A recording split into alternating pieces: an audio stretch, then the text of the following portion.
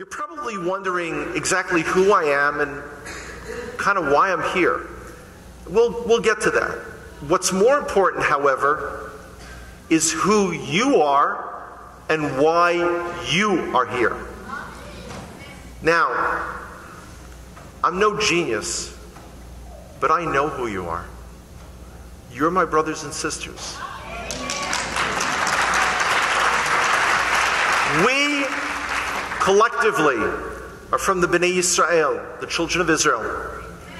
One people split into two nations, and then more than 3/4 of us torn apart by the Assyrian exile, scattered throughout the world, forced as part of the punishment, this is really emotional, to forget their identity. Now, I don't want anyone here to start feeling bad about having missed this family reunion of all times. It hasn't happened yet. It's beginning to happen now. And guess what? You're all invited.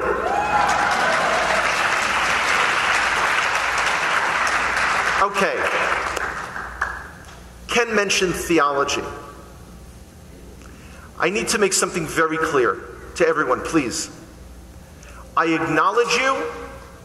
I accept you as my brothers and sisters without condition.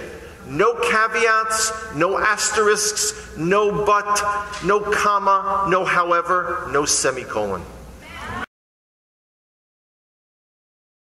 Why is it that I think the tribes will return? I mean, why?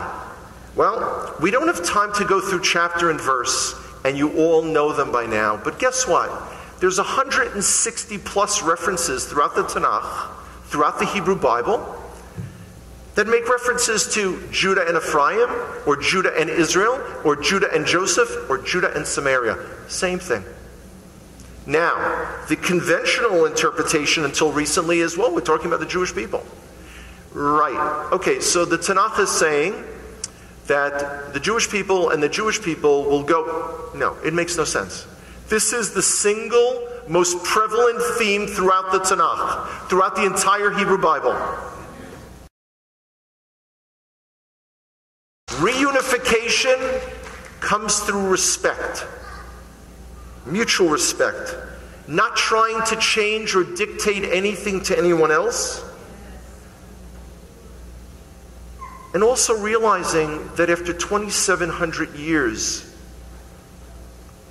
our one people have become two separate people, walking on two separate paths towards the same goal. And guess what? As we get closer, the paths, the space between us narrows.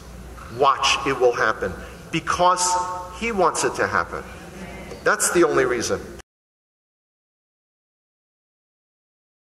And the last part, and this for me is like the most emotional part of the whole Torah. It's the story of Joseph.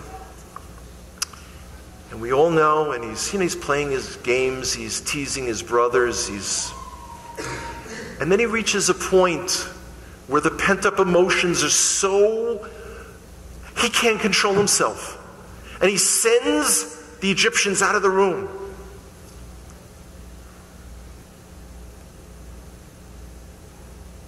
And with a primal scream, he yells out, Ani Yosef, I am Joseph. I can't even imagine the reaction of his brothers. Probably something like this. This is the guy we sold into slavery. Yeah. This is the guy we told our beloved elderly father had died. Yeah.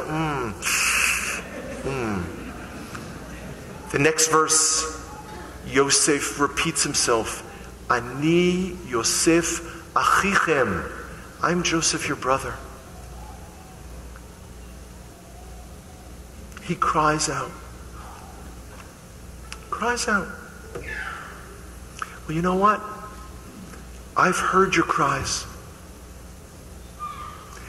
I felt your anguish. I felt your pain, your loneliness, your isolation. You're stumbling out of the darkness, saying, this is not where I belong.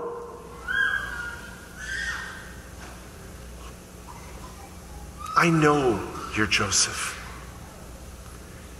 And that's why I've come back for you.